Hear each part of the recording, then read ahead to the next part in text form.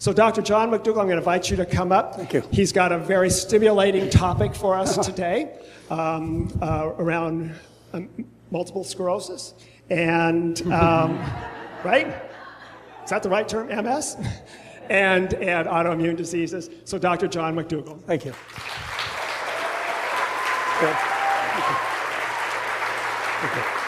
Thank you. Thank you. I'm honored to be here.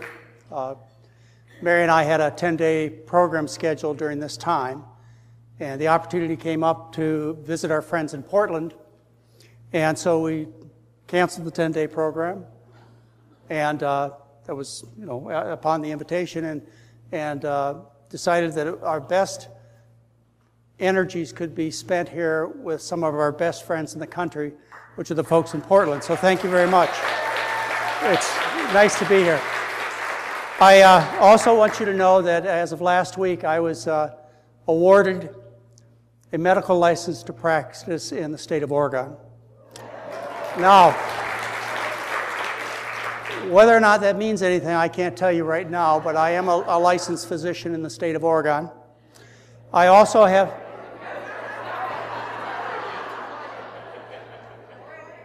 Oregon, thank you very much, Oregon. That's why they won't let me move here, as I can't pronounce the state.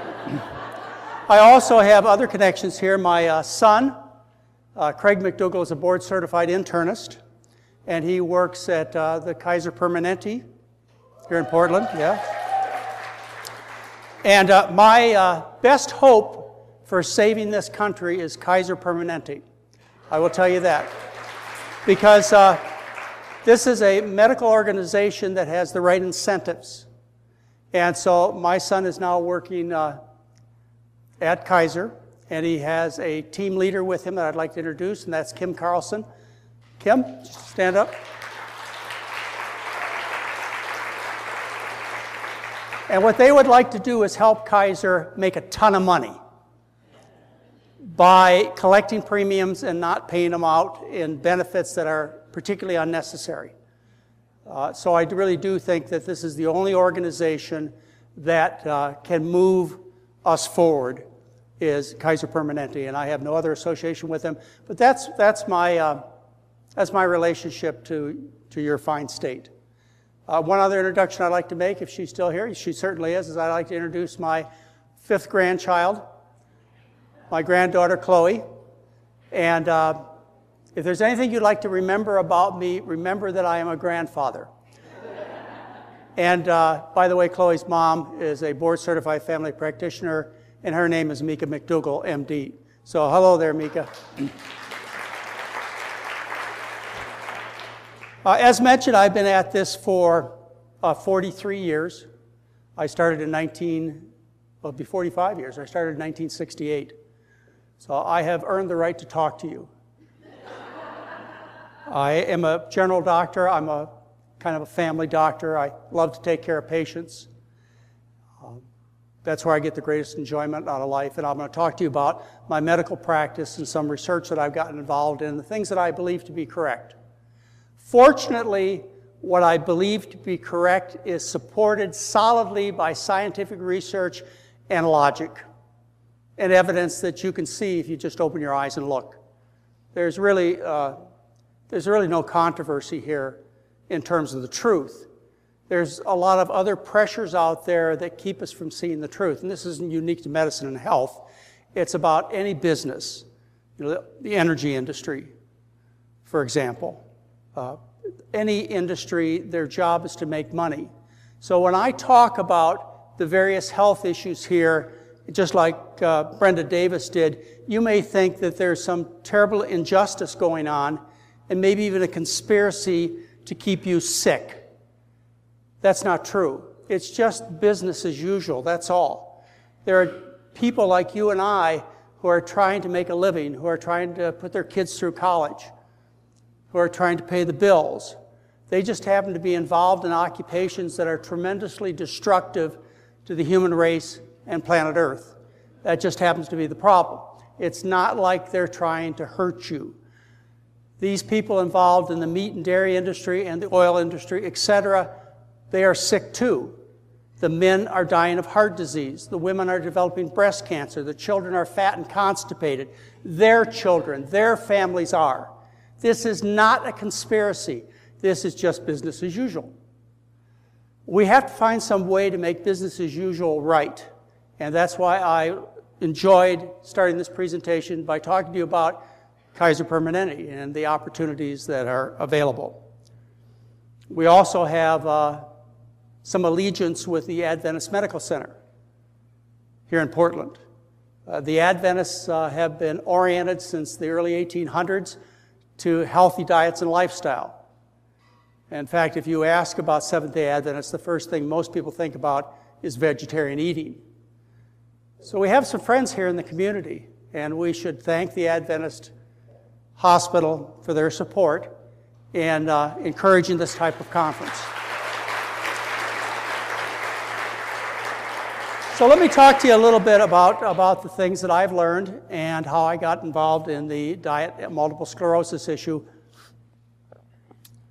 About 9 years ago, Mary and I set up a foundation. It's the McDougall Research and Education Foundation. It's a 501c3 tax-deductible foundation. So I do want to point out and offer you this thought. As you're saving money by being healthy, as you cut your food bill from an average of $14 a day for 2,500 calories to about $3 a day for 2,500 calories on our eating program, as you go from, say, the cheapest food people think is available there, like fast food, which is on average $14 for 2,500 calories a day, and you switch to a starch-based, plant-based diet, you drop your food bill to $3 a day for 2,500 calories. We've calculated this. That's a savings of $11 a day. You multiply that by 365 days a year, and well, how much money do you have? You have enough money to come to my 10-day program for free. That's how much money you have. As you stop going to the doctor, stop paying your copay for medications, look at all the money you're saving. As you stop all these expensive, useless, harmful vitamin supplements, look how much money you're saving. You've got hundreds and thousands of dollars you don't know what to do with. Send it to our tax-deductible 501c3 foundation, where your dollars will go to a good cause. And that is studying the effects of diet on people's health, directly the effects of diet. Anyway, we set up the 501c3 in about 9 years ago, and we didn't know what to spend the money on. We started asking people, our followers, for help. They started donating money. We were able to raise a few dollars. And I was talking to Mary about how we should spend our money. And we thought about various things that we could study. We could study obesity, diabetes, heart disease, and so on. These are things that are very common, and Brenda Davis did an excellent job discussing the dietary implications of these diseases. I suggested to Mary that instead what we do is we study the effect of diet on multiple sclerosis. Her response was, why? There aren't that many people with multiple sclerosis. Nobody knows much about multiple sclerosis. Everybody thinks it's this really weird disease, a real big mystery, and you want to take and spend all the hard-earned money from our research foundation on studying a disease that only affects about 350,000 people in the United States? And I said, yeah, I'd like to do that. And her response was, why? And I said, because people do not think about multiple sclerosis as a dietary disease. And if we can show them the connection, medical doctors and patients, the connection between multiple sclerosis and diet, I said, people will notice. I said, what we're doing in effect, Mary, is we're taking the biggest rock we can find and throwing it at the biggest picture window in town, and the shattering glass will open the ears of even the most deaf physician. I told her that. So anyway, we decided to start this project. We started in 2008. The study of diet and multiple sclerosis. We went to Oregon. Did I get it right?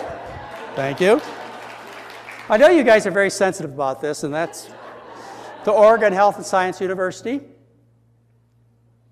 and asked them if they'd like to get involved with us, and that was in 2008.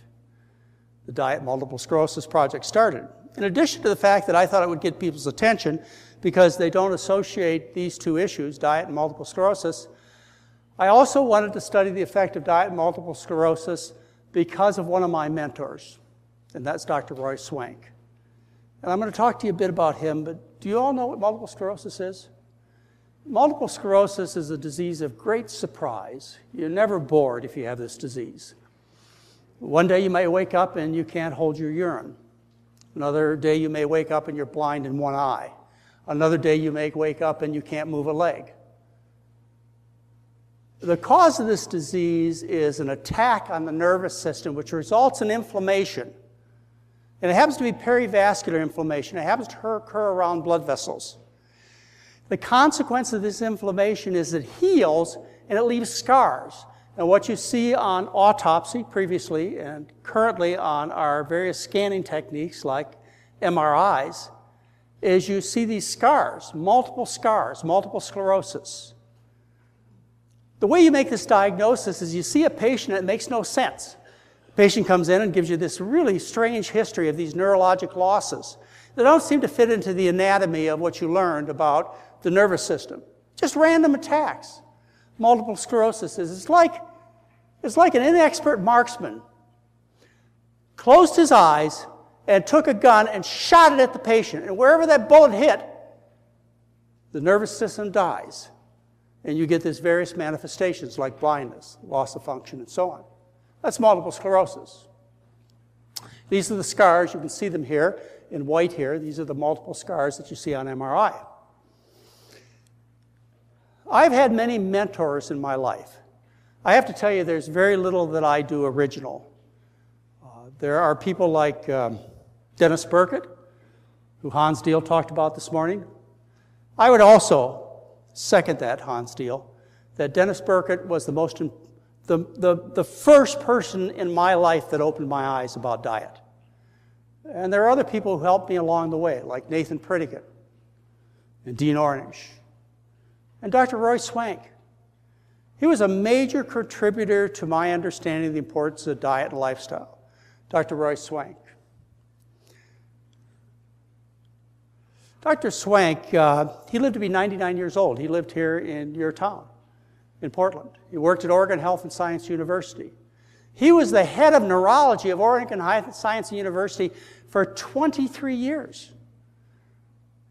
He studied multiple sclerosis patients for 50 years. The way he started learning about multiple sclerosis and diet is Dr. Swank got a job in World War II studying the incidence of disease in Western Europe. And what he noticed was some of the things that Hans Diehl talked about this morning, is that the death rate from heart disease dropped dramatically in Western Europe during World War II. At a time of tremendous stress, people were being shot, gassed, isolated from their families, and yet the incidence of our common diseases dropped drastically. Heart disease, diabetes, and multiple sclerosis. And the reason was not because of stress. This was times of tremendous stress. The reason was that during World War I and World War II, there was rationing of food. People couldn't eat all the animal foods, and as a consequence, they were forced to change their diet and they got healthy. Well, Dr. Swank saw this during World War II, and then what he did is after the war, he left and went to Montreal Neurologic Institute. And he started studying patients with multiple sclerosis and started putting them on a healthier diet. And what he did is he reported his results over the years of treating people with multiple sclerosis with a healthy diet. I'm going to share with you some of that research. After a few years at Montreal Neurologic Institute, he was invited by the Department of Neurology of Oregon Health and Science University to come here and to head to the Department of Neurology, which is where he spent about 40 years, seeing 5,000 patients with multiple sclerosis. Now, Dr. Swank, he eventually died, age 99, in 2008. We became friends over the years. The reason we became friends is I used to come and visit your town, and I would do various radio and television shows. I used to be a book salesman. That's how I made my living, selling books.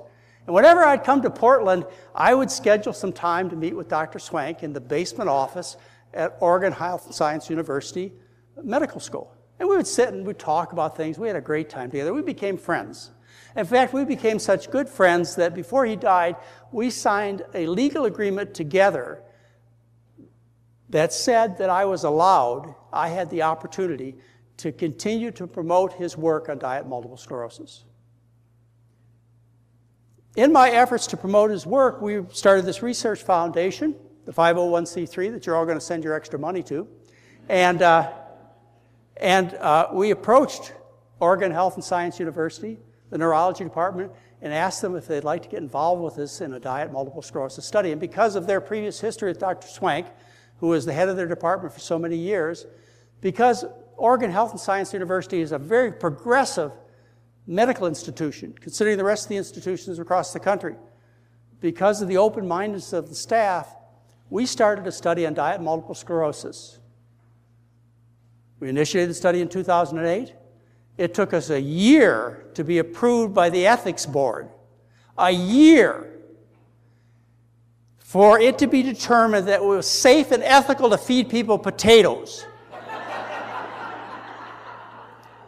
This same board will approve drugs that kill people, cost tens of thousands of dollars. They'll approve these drugs in hours. It took us a year to get this study approved. Finally, on January 15, 2009, we got approval. We started the study on diet multiple sclerosis. Dr. Swank, he wrote a book that was published when I was 12 years old. It basically told you everything that you've heard today in the conference, everything that Hans Diehl and Brenda Davis and I know. Dr. Swank knew in the 1940s and 1950s, and he actually published in a book of his called Low-Fat Diet, Reasons, Rules, and Recipes, and in that book, published in 1959, he said, gluttony and chronic degenerative diseases have been linked in the minds of both laymen and scientists for many years. The saying, to dig your grave with your teeth, probably has its origins in antiquity, but in the prosperous areas of the Western world during the past few decades, the maximum has taken on real and tragic meaning. That was 1959. Yeah. Dr. Swank knew this. Dr. Swank's observations after the war, one of the observations he made was that multiple sclerosis was rare in parts of the world where people eat a healthy diet with little meat and dairy. And it was common in parts of the world where people ate a lot of meat and dairy. Here's the worldwide distribution of multiple sclerosis. You see in wealthy parts of the world like the United States, Western Europe, Australia, New Zealand, Saudi Arabia, etc., where people have a lot of money and they can afford all this rich food, all this meat and dairy and so on. What happens is they develop this disease. And in parts of the world where people eat a starch-based diet, a diet centered on rice, corn, potatoes, beans, peas, and lentils, multiple sclerosis is rare to non-existent. Dr. Swank, he told me a story one time. We were sitting talking in his basement office, and he told me a story about how in the 1960s he was invited to China to see multiple sclerosis patients in China. And the Chinese government was able to find 5 patients with multiple sclerosis. And Dr. Swank told me, he says, I don't even think they had multiple sclerosis. But of course, China's a whole different country now, isn't it? In the last 20 years, the incidence of diabetes has gone from 1% to 12% in China. When you see this initial data that multiple sclerosis is common in certain parts of the world and uncommon in other parts of the world, it's one of the things that's noticed and what I was taught, and what any of you who are medical doctors, I would guess you were taught too, or dietitians, is you were taught that this geographic distribution of multiple sclerosis suggests, I don't know, what does it suggest? Maybe it suggests some mysterious things. Like, for example, multiple sclerosis is rare around the equator where there's lots of sunshine, and as you go north and south, multiple sclerosis becomes more common. Actually, it wasn't that kind of electromagnetic radiation that we were taught about when I was young and in medical school that could be the possible cause of multiple sclerosis. I thought, we weren't really taught this, but I thought this. I thought maybe multiple sclerosis was due to some type of magnetic field change. Because as you move north and south, it becomes more common. And what I knew back then was that you had the North and South Pole and magnetic fields. Yeah, that's what I thought. And that kind of magnetic radiation is some of the things that people still suspect may be involved in the cause of multiple sclerosis. But the more common theory now is that multiple sclerosis is really due to, wait a minute. Did you say vitamin D? Okay, excuse me. I thought it was sunshine. Oh yeah. The thinking is, or should be, is that multiple sclerosis is rare around the equator because of sunshine. And as you move north and south, multiple sclerosis becomes more common because of less sunshine, but that's not what you told me. You just told me the problem was vitamin D, and the way to solve the problem is to take vitamin D supplements. Didn't you tell me that? That's what you were thinking. I know you were. All right. But there's one other thing that happens here, and I just showed you a couple slides ago. As you move north and south, what happens to people's eating habits? Yeah. People around the equator eat starch-based diets. Rice, corn, potatoes, beans, peas, lentils. And as you move north and south, they rely more upon animal foods. And you see that here. There's the worldwide consumption of meat. The same pattern as multiple sclerosis. Here's the worldwide consumption of dairy products. Same pattern as multiple sclerosis. Excuse me, folks. It's the food. Yeah, that's why people get this disease and heart disease and diabetes and obesity and so on. It's the food. It's not diet and lifestyle. And I want to make that absolutely clear. It is not diet and lifestyle. It's the food.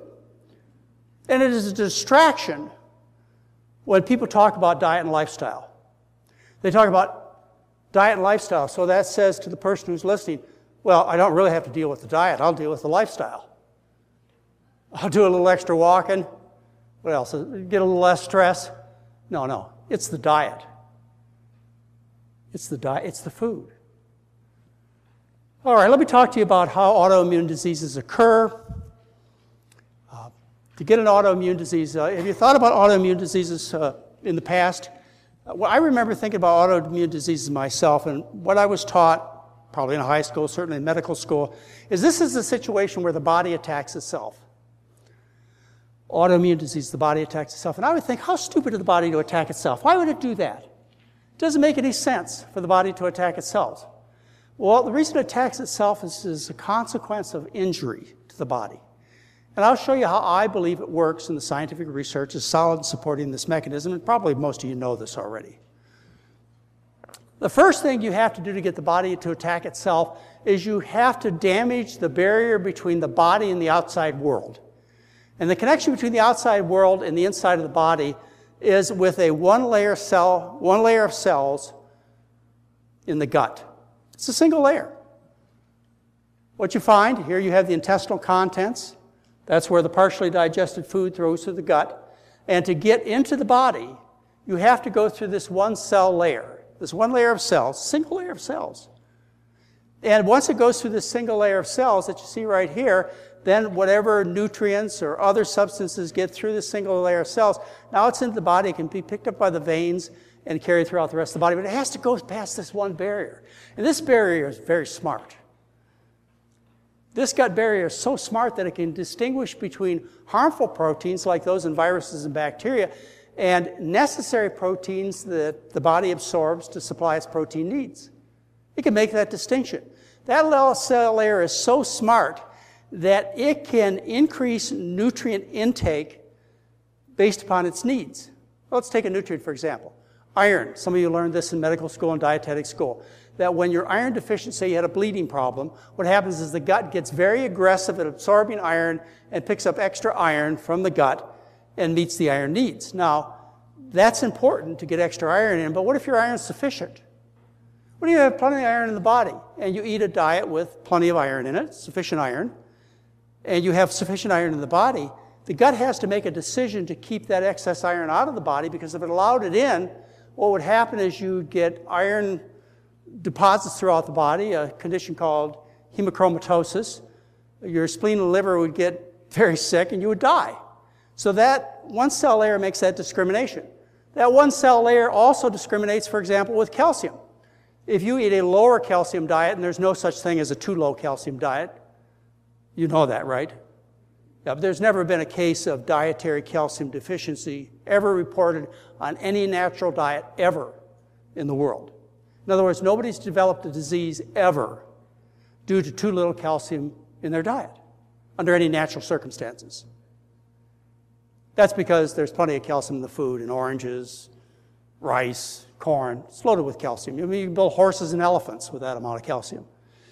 So what happens is the body makes a decision with that one cell layer to absorb sufficient calcium to meet its calcium needs. If you do things that may seem foolish to this audience, and that is you take calcium pills or drink glassfuls of milk, what happens is that one cell layer makes a decision to keep that extra calcium out of the body. If it wasn't able to make that discrimination, that extra calcium would go into the body. You develop soft tissue calcification. Your kidneys, your heart, other organs would become calcified, and you die. Okay, the point being is this is a very important barrier that makes some decisions, unconsciously of course, that protect us and keep us in good health. If this layer gets damaged, then what happens is we get into a situation where things get into the body that aren't supposed to be in the body. You develop a leaky gut. You've heard that term, leaky gut. All right, you develop a leaky gut. Once you have passed the barriers of the body, say the respiratory cells that has a layer of discrimination, or the GI cells that I just showed you with a layer of discrimination, once something gets into the body that's not supposed to be there, the body launches its second defense, which is the immune system. Like, for example, you've got a virus that gets through your respiratory tract or your GI tract. It gets through this one cell layer of discriminating cells, and now it's floating around the blood. What the body has to do now is deal with that foreign substance, in this case, proteins, the viral coat proteins. So the next line of defense is the body produces antibodies. Its lymphocytes produce antibodies that are directed to that particular protein, foreign protein that got in the body, in this case, a virus. And the antibody response is very specific. These antibodies produced by the lymphocytes are very specific to deal with this sequence of amino acids and this viral coat of this particular protein. It's like a lock and key. This is why influenza vaccines are so ineffective. Is when you get flu shots, you're given proteins from viruses that attacked people last year, the year before that. And these proteins that are given to you in your flu shots, they induce antibody production specific to those particular viruses that occurred in those particular past seasons. But we don't know whether or not the next virus is going to be one of the past. If it's a new virus, what happens is there's no protection from the flu vaccine. All right, the point I'm trying to make is it's a lock and key type of relationship. You get a foreign protein into the bloodstream, the body makes antibodies specific to that particular sequence of amino acids on that particular protein, so it can destroy the virus. Other foreign proteins get in the body besides viruses and bacteria and so on. Food protein, if you have a leaky gut, like beef protein, can get into the bloodstream. So now you've got a foreign protein floating around the blood, beef.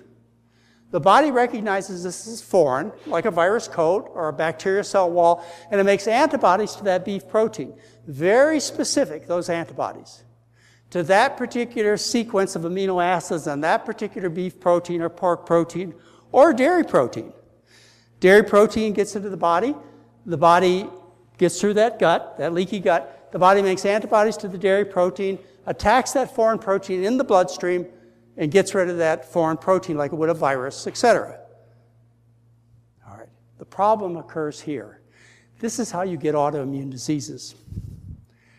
Is in the effort to defend itself against these foreign proteins, the body makes antibodies that attack the milk protein, but they're not just specific to the milk protein. They cross-react with proteins in our own body. It's a process called molecular mimicry. Molecular, molecules, mimicry, copy. The body produces antibodies against this foreign protein milk, but it finds similar sequences of amino acids on the human tissues in the body. And so because of this cross-reactivity, it's trying to attack the milk, but it finds similar sequences of amino acids on other tissues, like, for example, the pancreas. And as a result, looking for these foreign proteins, this cow milk protein, it finds similar sequences of amino acids on, in this case, the beta cells of the pancreas that produce insulin.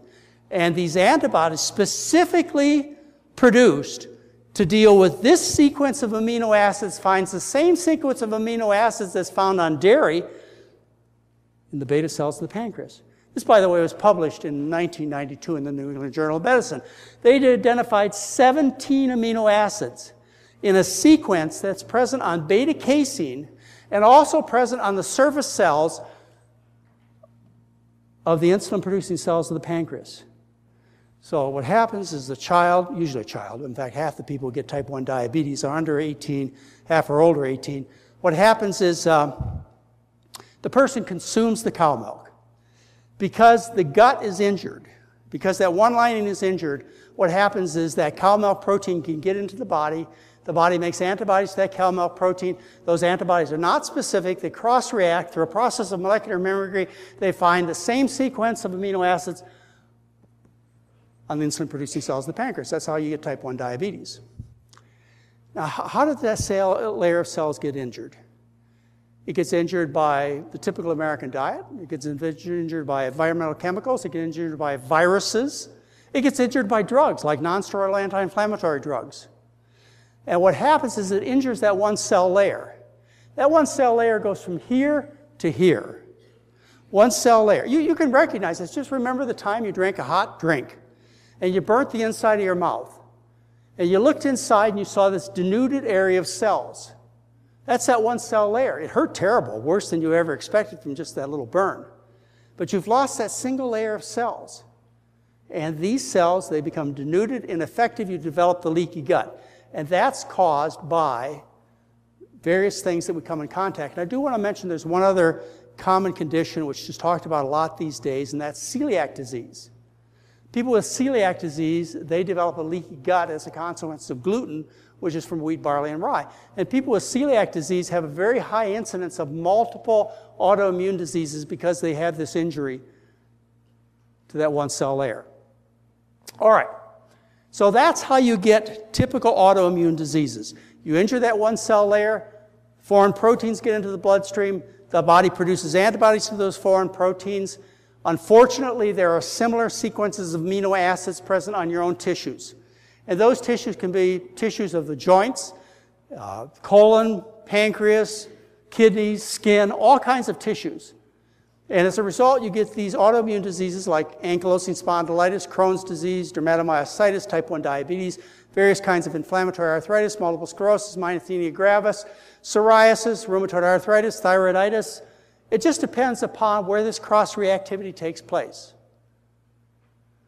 And you can destroy the cells of the skin, the pigment cells. You can destroy the neurologic cells and so on as a consequence. That's how you get autoimmune diseases. But when it comes to multiple sclerosis, you have to cause one further injury. You see, the barrier to the outside world when it comes to the nervous system, there are two barriers. One is the gut, which I just talked to you about. Once the foreign protein gets into the blood, the body makes antibodies against this foreign protein. These antibodies can't affect the nervous system unless they cross one more barrier, and that's called the blood-brain barrier. Between the blood and the spinal fluid is a barrier called the blood-brain barrier. So not only do you have to have the injury to the gut to get multiple sclerosis, where the foreign protein gets into the bloodstream, the body makes antibodies, but those antibodies produced against that foreign protein have to get into the nervous system by damaging the blood-brain barrier. And here's what Dr. Swank thought caused the damage of the blood-brain barrier. He published a paper in Circulation in 1954 describing what he believed to be the problem. Right here in Portland, he did this research. And I just want you to read the title. It's called Intravascular Aggregation and Adhesiveness of Blood Elements Associated with Alimentary Lipemia. You all know what that means. Well, you do, you really do. Intravascular aggregation and adhesiveness of blood elements, blood cells, red blood cells, white blood cells, platelets, etc. The aggregation of these elements caused by gut fat, alimentary lipemia. And what Dr. Swank said is this has an effect of the blood-brain barrier, and he publishes the results in the American Heart Association Journal Circulation. And what he showed is that remember I told you this is a perivascular disease that occurs around the blood vessels, these inflammatory attacks that you get multiple sclerosis. So what he showed is, in his research, he showed how you injured the blood vessels and how, as a result, you destroy the blood-brain barrier and things leak out. You know, these antibodies can get into the nervous system. He showed that in 1954, Dr. Swank did. Early in the early 50s, because we became interested in fat in this disease, we started studying the effect of fat on the circulation. We were using dogs and humans and hamsters at that time.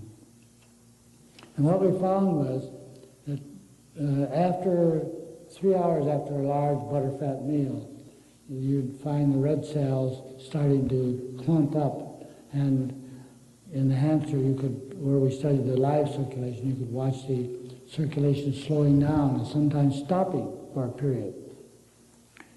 And so we began to think in terms that this abnormality in the plasma, which we had become suspicious of being present, we began to think that there must be something which is missing in MS, or which is abnormal in MS, which prevents this clumping, and that this clumping in MS causes damage to the capillary system of the brain, and this destroys what we know as the blood-brain barrier. Okay, so this is what Dr. Swank showed in the 1950s in his animal experiments. This is the blood elements, the blood cells flowing through the blood of, in this case, it happens to be a hamster cheek pouch. So you see the rapid flow of blood, and then what happens is they feed this particular animal, feed them fat.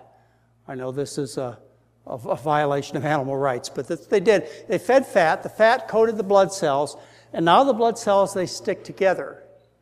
The reason they stick together is naturally blood cells, they have an ability to repel each other. They have a negative charge, and when they hit, they bounce off each other. But when you feed the fat, what happens is the fat coats the red blood cells, and it prevents them from repelling each other, and they adhere together, and they form this sludging phenomena that I just showed you. And this sludging phenomena lasts for about 10 hours. Now, that's what Dr. Swank showed in hamster cheek pouches, but the same thing has been shown in human beings. Like, for example, Dr. Friedman's work that was published in the same journal, Circulation, back in the 1960s. Dr. Friedman, what he did is he took, in this case, a fireman, took multiple subjects, published it in the journal Circulation, set up an experiment where they could look at the circulation directly, and that's to look in the conjunctiva, or the whites of the eye, set up the microscope, took this gentleman and several others in the experiment, and fed him one meal, one high-fat meal. The meal happened to be 67% fat. This one meal consisted of 2 eggs, 4 strips of bacon, milk, cream, bread, 2 pats of butter. Any of you ever eat that? Okay, this man had one meal. This is the conjunctiva of the eye. You see the large amount of circulation here. Prior to the meal, he was fed this one high-fat meal, and you see the dramatic reduction in circulation that took place in 4 hours. Okay. I want you to note, this is animal fat we're talking about. When they did the experiments that were published likewise in a major medical journal using vegetable fat, the sludging was more severe and more prolonged using vegetable fat than animal fat. All right, so let's see if I can put this whole together again. So what happens is you eat these proteins, animal proteins, in this case what we're talking about, beef protein, dairy protein, etc. The gut gets damaged either because of drugs or viruses or chemicals or whatever. It gets damaged. You develop a leaky gut. Now the animal protein gets into the bloodstream. The body makes antibodies to these animal proteins, maybe dairy. In fact, in the animal experiments, what they find is that a protein on beta casein, a milk protein, causes the production of antibodies to the beta casein, the milk protein, that then have the ability to attack the proteins of the nervous system. And so these antibodies that are produced in the bloodstream, they go into the nervous system, and they attack the myelin sheaths of the nervous system, which is the hallmark of multiple sclerosis. Okay? Because of molecular mimicry, this cross-reactivity. And when you destroy the myelin sheath, the proteins over the nerves, what happens is the nerves don't function well, and that's how you get MS. I learned this philosophy from Dr. Swank many years ago. I met several patients along the way of his and patients that were not directly his patients, but learned about his particular approach. Like, for example, this lady, Donna McFarland. She was told she had some of the worst multiple sclerosis her neurologist had ever seen. And here she is 20 years later with Dr. Swank, doing wonderful. And then I met this lady, Deb Tissack. She was kind of an interesting story. She developed MS in 1991. The area of dysfunction was in her inner ear. She developed extreme dizziness, vertigo, got so sick she couldn't even go see the doctor. She finally got well enough to go see the doctor about a month later. Her husband took her in to see the doctor. The family doctor said, this is far beyond anything I can take care of. You must see a neurologist. She went to see the neurologist. The neurologist checked over, called her husband into the room, sat down with the two of them and told her, you have multiple sclerosis, Deb. And what this means, he turned around to a blackboard, not a great bedside manner, turned around to the blackboard and drew an X here and said, this is where you are now in terms of function. In 5 years, this is where you're going to be in a wheelchair. And in 10 years, here is where you're going to be bedridden or dead. And Deb said, I think there's something I can do better. She became semi-vegetarian in 2000, started our diet in 2001, and she stopped the multiple sclerosis in 2002. Now, how do we know she stopped the multiple sclerosis in 2002? Because she got serial MRIs. And her MRIs showed, like for example this one, compared to 2000, the multiple lesions in the brain described above are slightly smaller and do not show any interval increase in size. So I'm running into these various patients. I have a friend called Dr. Roy Swank, who has studied 5,000 people over 50 years using diet to treat multiple sclerosis. That's where my level of interest was. There is no other option than dietary change. I'm not going to go into the discussion of drug therapy of multiple sclerosis, but I can just tell you, it's criminally expensive, extremely ineffective, and relatively toxic. There's no other option. What happens to these people who have multiple sclerosis, even under the best drug therapies available, drug therapies which, by the way, cost $55,000 a year just for the medication, not the needles, not the sponges, not the syringes, just the drug is $45,000 to $55,000 a year. With the best therapy available, what happens to somebody with MS is half the patients within 10 years are unable to walk unassisted, wheelchair-bound, bedridden, or dead. And those are the results. Nobody likes to talk about these grim results, but that's the truth. So we need to look at this from another point of view, desperately to help these people. Dr. Swank, he developed the Swank diet right here in Portland, Oregon. And what he developed was a low saturated fat diet. Now, do you know what saturated fat is? Industry uses the word saturated fat to confuse you. You know what saturated fat is. Saturated fat is meat, dairy, and eggs. So he developed a diet that was low in total fat, low in saturated fat, in other words, very low in animal food intake. He used some vegetable fat, and he fed them starches, vegetables, and fruits. Dr. Swank found that a difference of 8 grams of saturated fat, that's hard to relate to, isn't it? 8 grams of saturated fat resulted in a 3-fold increase in the chance of dying of multiple sclerosis, and he published that in 1990.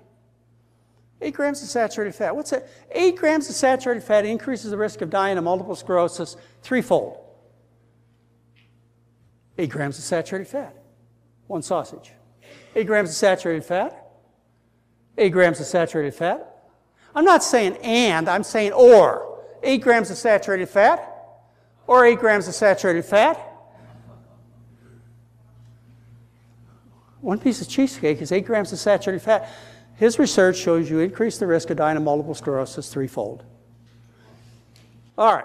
Now, Dr. Swank, he started the studies on diet and MS. As I say, they involve over 5,000 patients, 50 years of study. The results have been published in The Lancet, the American Journal of Clinical Nutrition, the Archives of Neurology, all of our major medical journals. Related to this, he's had an opportunity to publish in most of them. And what he found, a summary of his research, is Dr. Swank said, on the Swank diet, the relapses of MS, remember the multiple attacks, decreased by 70% in the first year of treatment. Then after the first year, there were continued improvements, about 5% fewer relapses per year.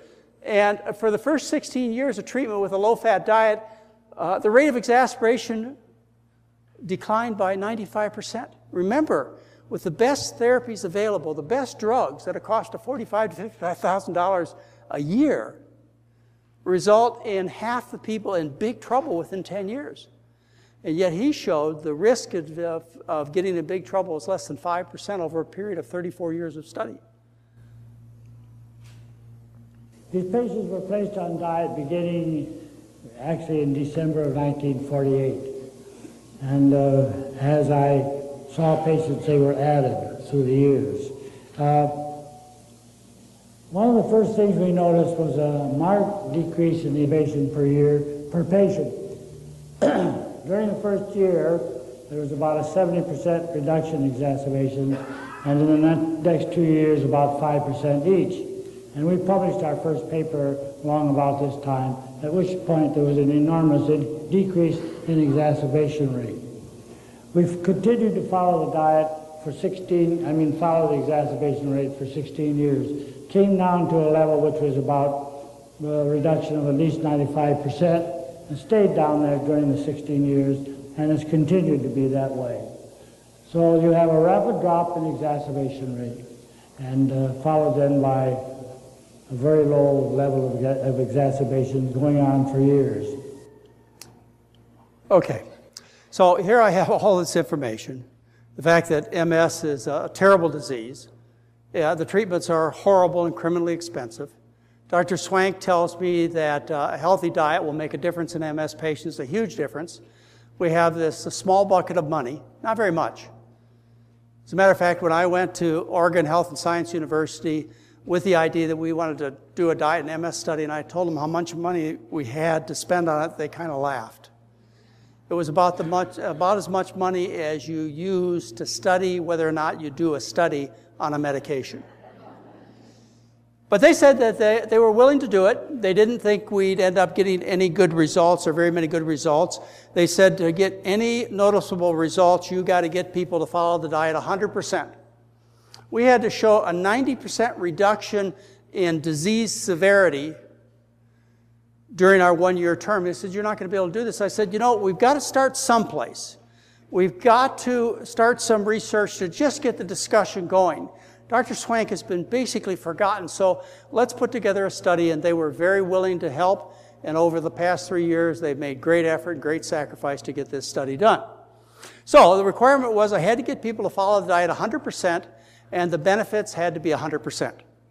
They said, you're not going to show any benefits. I said, okay. So we started this one-year dietary intervention, randomized controlled blinded study. All the education was done at my program in Santa Rosa, California. Remember, I had to get them to comply. The biggest problem, the biggest hurdle was getting compliance. Half the people that are prescribed drugs don't take the drugs. So I insisted that we educate them at our center, and that's all we did. We didn't touch the data afterwards or before. They collected all the data, analyzed all the data. So here's what we have. We have this randomized trial. We could only afford 60 people. Some were put in the diet group. Some were put in the control group. They were asked not to change their diet. Everybody stayed on the same medications, no medication changes. Few people quit the study on both groups. 26 completed the study in the diet group. 27 completed it in the control group. And we finished the study in March 2013. Education is done at my clinic. People eat all they want of a starch-based diet, no animal foods, no oils. The diet is based on the fact that the traditional human diet is starch-based. When you look around the world, you find that all large successful populations of people have lived on diets of corn, rice, potatoes, sweet potatoes, beans, peas, and lentils, until they became wealthy. The Incas and the Aztecs lived on corn. The Asians lived on rice. People in the Middle East, that used to be known as the breadbasket of the world. The diet of the human being is based on starch. So that's the program that we run. That's what we fed them. We fed them starch. Starch. More starch. Starch. Starch. That's the diet, starch. And some fruits and vegetables. No animal products, no oils. Do you like this picture? Yeah, you like this. Why do you like this? When you look at this, you think comfort food. Pasta, comfort food. You have a very positive reaction to this. The reason is because this is your food. This is what human beings are supposed to eat and always have eaten until they became wealthy. And when they started eating like kings and queens, they got fat and sick like kings and queens. So we feed them a starch-based diet. And Mary and I basically live on rice and beans 3 or 4 times a week. That's our diet. So the treatment for multiple sclerosis involves no omega-3 fats, no vitamin D pills, no vitamins of any kind, no other therapy except for a change from your calorie source of meat and dairy to a calorie source of starch. That's all we did. The results, and I can only show you the results we have available. There's still more to be published, but here's what we found out so far. First of all, we attained dietary compliance that has never been heard of before. I didn't get 100% of the people to follow the diet 100%. We got 80% of the people to follow the diet 100%. These are our results. This is based on food frequency questionnaire. I have nothing to do with gathering and analyzing the data. The results are the control group continued to eat a diet of about 40% fat. The intervention or diet group dropped their fat intake to 15% and followed, on average, a fat intake of 15% for a year. No similar adherence to a diet has ever been studied and found, and will be published soon. So we didn't do 100%, but we did 80%. We had an average weight loss. Remember, this is unrestricted eating. You can eat as much as you want. These are results that I'm allowed to release to you now. Average weight loss was from 181 to 171. In other words, they lost on average 10 pounds. And we took a few people out that were obviously non-compliant, and the average weight loss was 19 pounds. Eat as much as you want. Is that important? Well, yes, MS is directly tied to obesity. We know in several studies that have been published recently that overweight people have a higher risk of getting MS. In this small study of patients, of girls, 11 to 18 years of age, overweight girls had a risk of MS that was about 50% greater. If you were moderately obese, the risk was even higher, and very obese girls had 4 times the risk of getting multiple sclerosis than trim girls. A bigger study just published shows that the risk of getting multiple sclerosis in women is twice as high in overweight women as opposed to trim women. So it's important to be trim. The other thing we found that I can tell you about is we found a reduction in cholesterol levels. This is the control group, and you see their cholesterol when they started it was 186. When they finished it was 180. So they ate a little bit better during the 1-year period of time. Those were the people asked not to change their diet. You can see similar results with their bad cholesterol and triglycerides and so on. They stayed about the same, the control group. The diet group, however, got a drop in cholesterol from 178 to 159. They got a 19-point drop in cholesterol maintained over a year.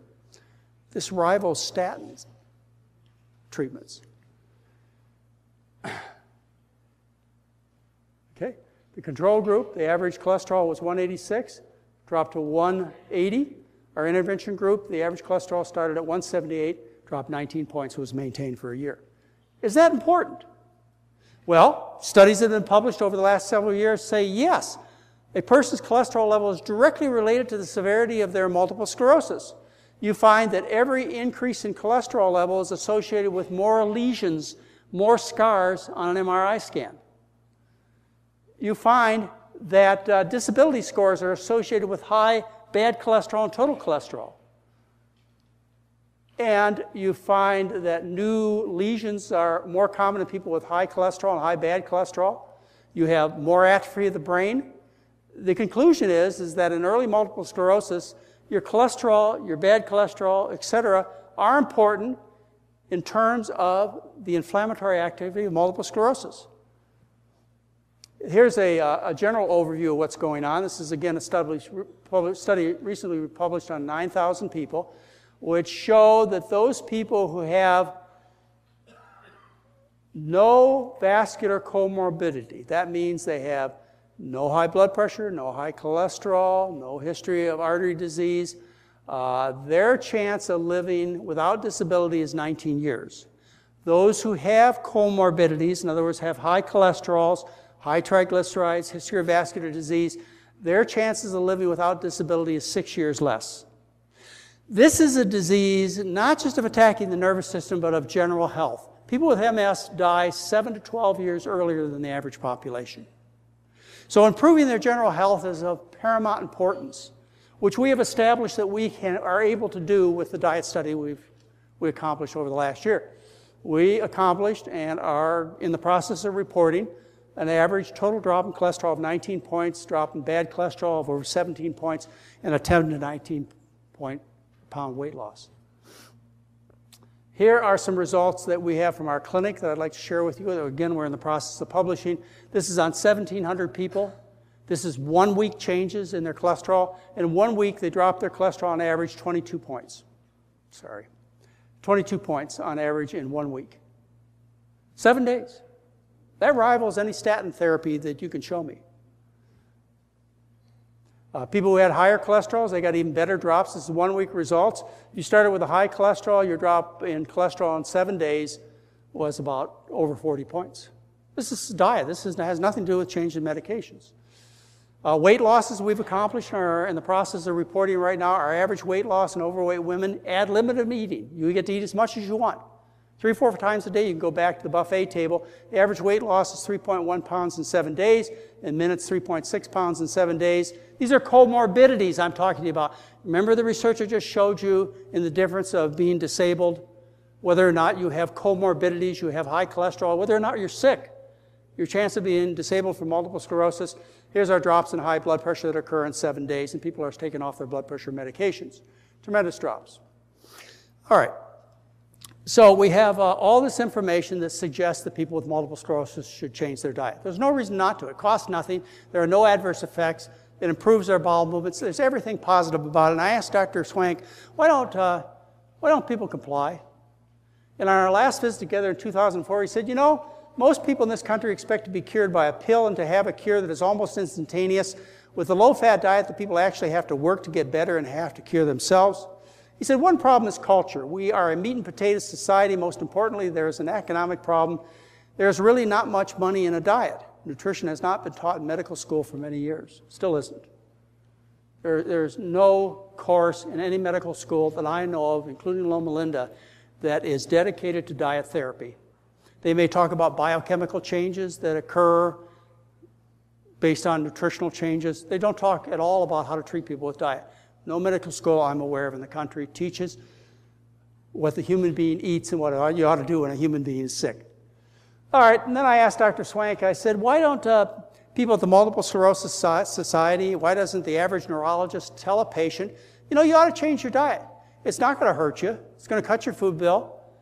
It just makes sense. We know that people who are sick have more risk of being disabled. It just makes sense. Why don't neurologists and the Multiple Sclerosis Society tell people that?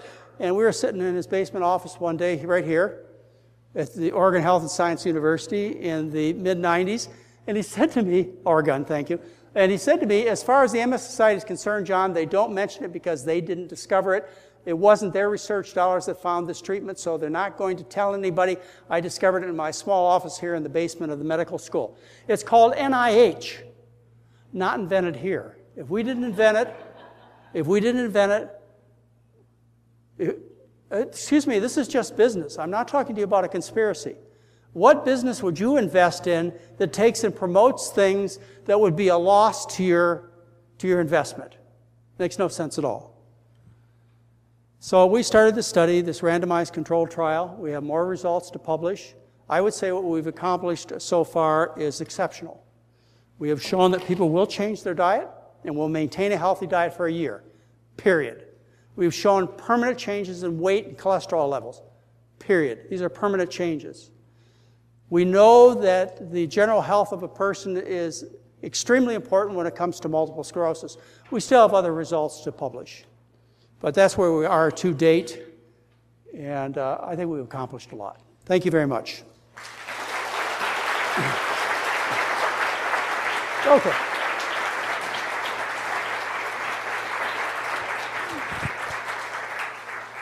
All right.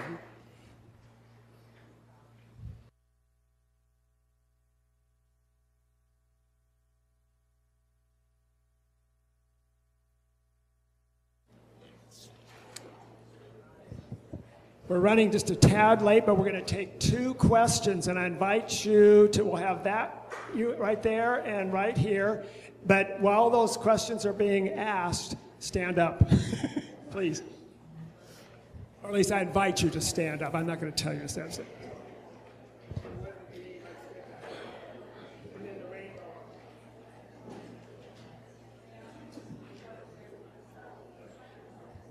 Mine's short. When are you moving to Oregon? Say again? When are you moving to Oregon? When am I moving to Oregon? It's a possibility. We have every reason to come to your fine state. And if there was any move, Mary and I were talking about this today, if there was any move that we were ever going to make, it would be here because we have family here. We have so many friends. It's such a friendly environment. It only makes sense. I have a license. So it's a possibility. My question is not really short, so if you can't answer all of it, but I've been curious in hearing about autoimmune diseases for a while, and especially leaky gut. How is the liver and hepatic portal system involved in this phenomenon? Are GMOs involved in this phenomenon? And does cancer increase in autoimmune patients due to the inflammatory response, which does promote certain growth of certain cancers? So those are all good questions.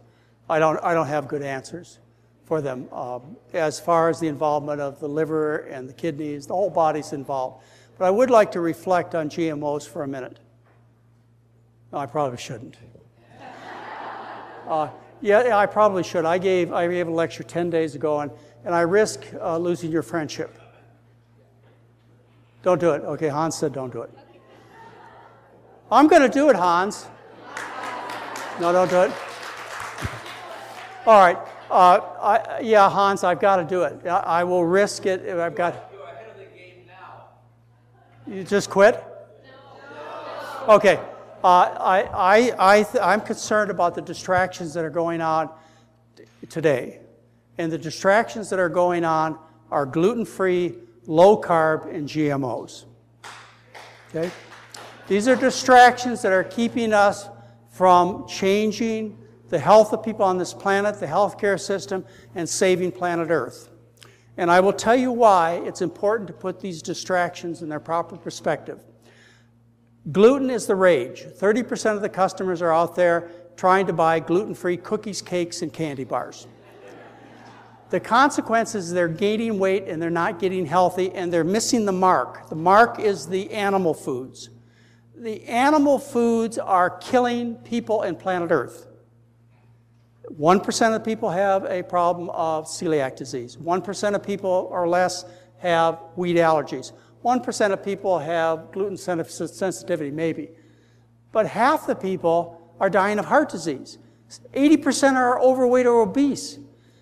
If we put our attention on gluten-free as opposed to the problem, which is the animal food consumption, livestock consumption, we've missed an opportunity. It's the same thing with GMOs. They sound terrible. They're frankenfoods. But there has never been a case ever reported of GMO disease. Has anybody seen GMO disease? Has anybody seen a patient cured when they went from GMO corn to GMO-free corn? You have? Where? Well, you find it for me, because I can't find any cases, nor can the World Health Organization, nor can any other organization that has weighed in on it. This sounds terrible. GMOs sound terrible, but they're not the problem right now. Maybe 50 to 100 years ago, they may be the problem, but excuse me, we have to deal with right now. Right now, we're facing decisions that will make a difference for my granddaughter and my children. You know, livestock's long shadow is huge. It's destroying planet Earth. And if you're focusing on a theoretical possibility, yeah, they're frankenfoods. It's unnatural to put genes from one kingdom to another. It sounds horrible, but it's not the problem. Where we need to put our attention right now is on what's killing ourselves and planet Earth, which is the animal food consumption. Excuse me, I'm not here to win a popularity contest. That's why I think we need to get things.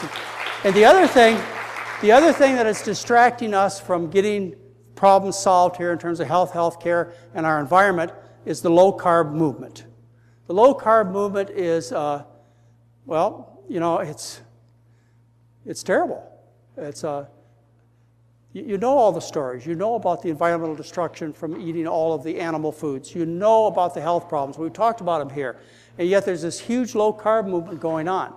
We need to take and stop our discussion about diets and improving health, etc., away from low carb, away from gluten-free, away from GMOs, and focus them on the problems if we really want to change things. I want to change things. Okay? That's what I want to do. I want to see a difference, and we have to do it now. We can't do it later. Thank you, Hans, for letting me say that.